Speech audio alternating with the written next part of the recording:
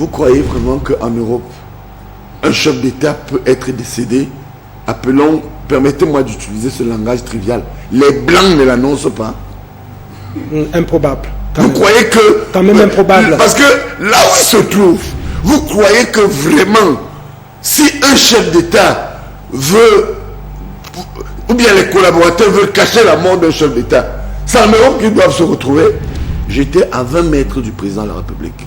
À 20 mètres? Même pas 20 mètres. Quand je dis 20 mètres, 10 mètres.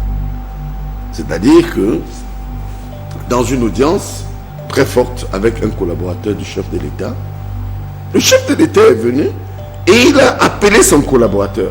Vous avez été à 10 mètres du chef de l'État. Je vous dis que je ne suis pas le seul. Je ne suis pas le seul. Il y a de nombreux Camerounais. Je me rappelle, après cette rencontre, nous nous sommes retrouvés. Il y a une dame cribienne, je ne voudrais pas faire sa publicité, qui a un restaurant à Genève. Ben, nous nous sommes retrouvés là-bas avec quelques collaborateurs. Certains ont même eu l'audience avec le chef de l'État. Alors il est important de dire aux Camerounais, là où le président Paul Biya, mon maître politique de surcroît, je suis d'accord, se trouve en Suisse, s'il décède, il n'y aura pas une seule seconde sans que vous ne soyez informés par l'État. Bon, maintenant,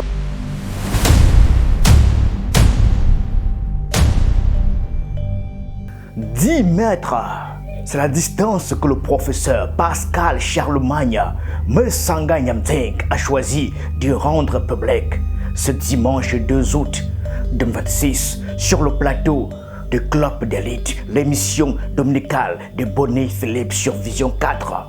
10 mètres, ni plus ni moins entre lui et le président de la République du Cameroun, quelque part en Suisse, là où depuis le 7 juin, le pays tout entier cherche à situer son chef d'État sans jamais y parvenir tout à fait. Le chiffre est précis, il est surtout révélateur. Dans une république où l'image présidentielle s'est raréfiée jusqu'à devenir un objet de spéculation nationale, la proximité physique, même racontée, même invérifiable, vaut désormais preuve. Mesanga Nyamting le sait. Il en fait depuis des années sa spécialité. Parce qu'effectivement, il y a plusieurs personnalités. Je me souviens encore des mémoires. Certains venaient de l'Élysée et qui demandaient des audiences au chef de l'État, en fait, qui leur a... Ça, c'est une information très forte. Une information forte. Vous êtes avec un collaborateur de Paul Biya. Oui. Il vient, il le appelle son président collaborateur. est dans le couloir, il avance et il veut voir son collaborateur. Qui dit, tiens, c'est le chef de l'État. Il se retire avec le chef de l'État. Et d'ailleurs, il suspend à un moment donné notre audience parce qu'il dit, écoute, le chef de l'État a besoin de voir telle ou telle personnalité. Bon, devoir de réserve, hein, je ne peux pas donner ici tous les détails. Et le président s'est retiré à un moment donné. Moi, je me suis retiré à un moment donné. Et je vous dis que le président était à peine à 10 mètres de moi. L'homme n'est plus à présenter. Bien que le dépeindre ici exige de maîtriser l'art des paradoxes camerounais, l'universitaire pugnace Mesanga Nyamting est ce pur produit de l'élite intellectuelle de la République qui a fait du système sa matrice avant que le système ne cherche à en faire un paria sur les plateaux de télévision et particulièrement sur Vision 4 dont il est devenu un habitué quasi hebdomadaire. Son style oratoire est une signature, un verbe haut, une assurance théorique de politologue bardé, des diplômes, des formules assassines glissées dans une envolée doctrinale et cette théâtralité assumée de celui qui prétend connaître les arcanes secrets du régime. Sa parole ne recherche jamais la mesure. Elle installe, elle affirme, elle tranche, quitte à froisser son propre camp.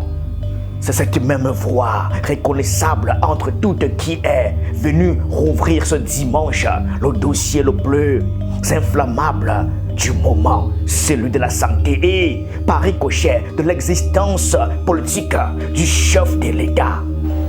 Alors, pour commencer un tel débat, il faut se poser immédiatement d'abord 3 questions.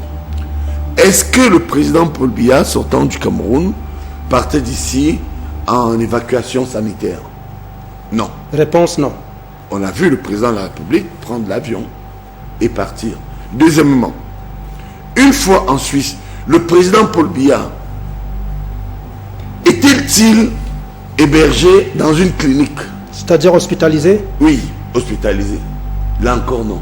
Vous savez, pour les Camerounais qui nous écoutent, vous savez que les biaïstes, nous qui avons cette sensibilité détestée par les caciques qui ont fait échouer le RDPC et qui ont neutralisé le président de la République à travers leur mauvais comportement, nous avons toujours dit que ce qu'il faut faire jouer, c'est la transparence. Et de trois, il est important de se poser une autre question. Y a-t-il eu un avion, à un moment donné, médical, destiné au président Paul Biya qui est passé par la Guinée? Là encore, non. Voir de ses yeux se tenir à quelques mètres devient un acte de légitimité en soi, une manière de supplier par le témoignage oculaire ce que l'appareil d'État ne parvient plus à produire. Une preuve de vie datée, incontestable, filmée. Le cabinet civil, par la voix de son directeur, Samuel Vando Ayolo, avait déjà tenté dans les colonnes de Jeune Afrique d'endiguer la rumeur en assurant que le président Paul Biya n'avait jamais été hospitalisé et qu'il continuait de travailler depuis la Suisse. Mais un communiqué n'a pas de corps. Mais Sanga Nyamding, lui, en apporte un arrêt certes, mais incarné, situé, mesuré au mètre près.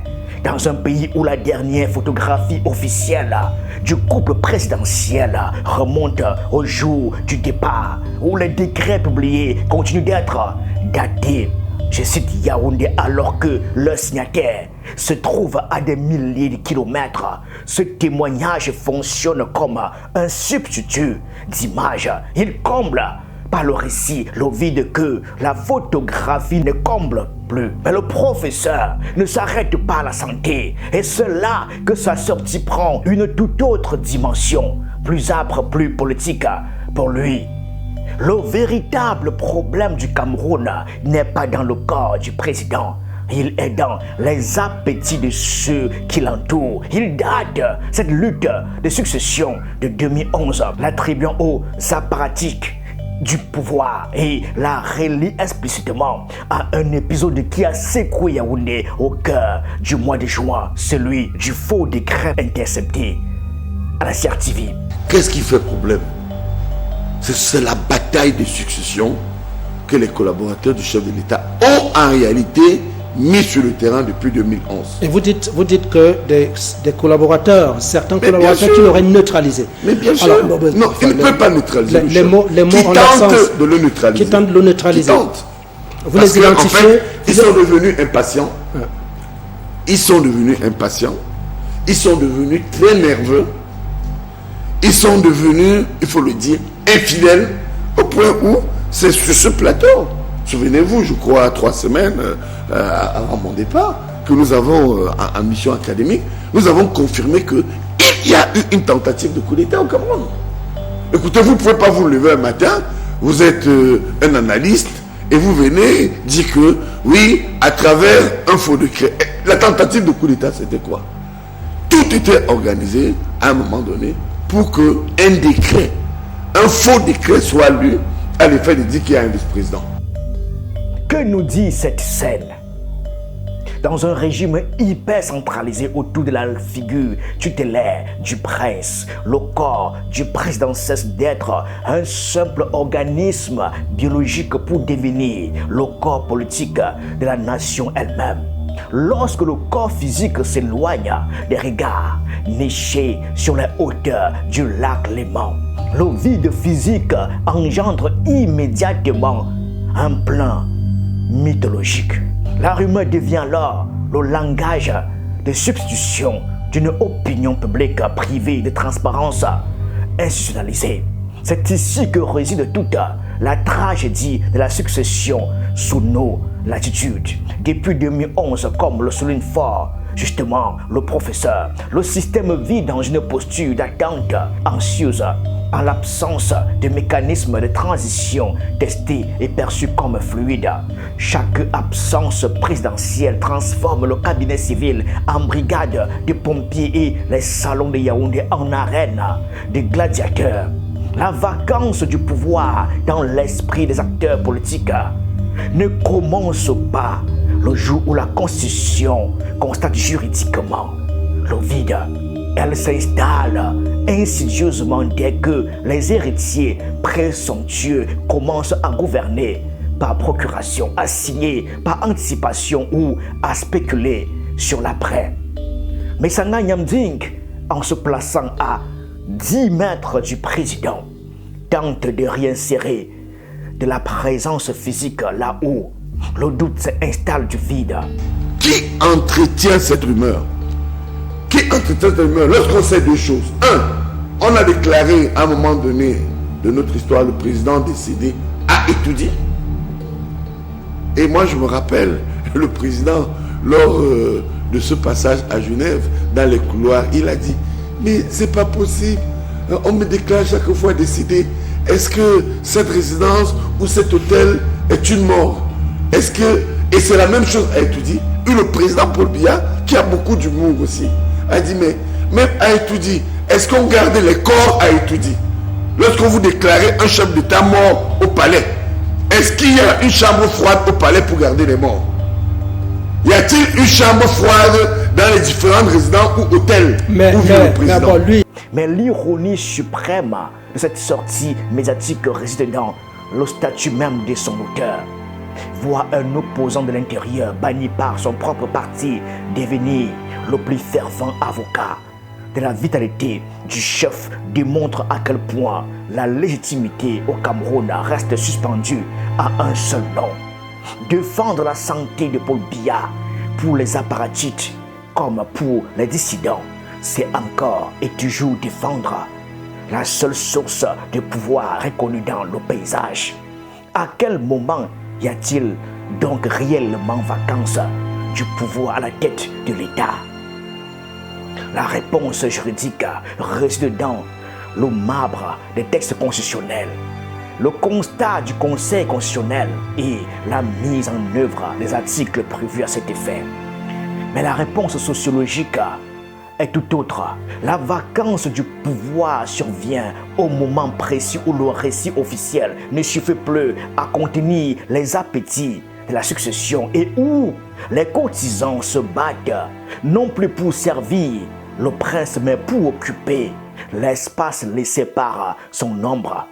Quand le cabinet civil doit constamment tuer la rumeur, c'est bien la preuve que le doute a déjà entamé son travail d'érosion. La vraie question n'est peut-être plus de savoir si le chef de l'État est en pleine forme à Genève, mais de déterminer si le système qu'il a bâti est capable de survivre à l'illusion de son éternité. Merci.